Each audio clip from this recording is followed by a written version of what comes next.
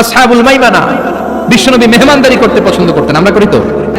মেহমান আসলে নাখোশ হই, নিজে খাইতে পাই না, মেহমান আইছে কে খাওয়ানো করতে, খাওন নাই যেন ও খাওন বানাইছে, খাওন পাঠায় কে, রিজিক দেয় কে?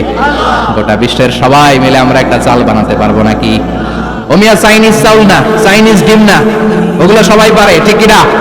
আল্লাহর বানানো ন্যাচারাল চাল, গাছের মধ্যে হওয়া যেই চাল, ধান আল্লাহ তৈরি করেছে, এরকম ধান, এরকম একটা পেয়ারা, এরকম ছোট্ট একটা কমলার টুকরা গোটা বিশ্বের সবাই মিলে বানাতে পারে নাকি? এজন্য রিজিকের মালিক কে? মেহমান আপনার রিজিকে ভাগ বসাতে আসে না, সে তো তার রিজিক নিয়ে আসে, সে আরো এসে আপনার রিজিকে বরকত ঢুকিয়ে দিয়ে যায়। চিল্লা এখন ঠিক কিনা?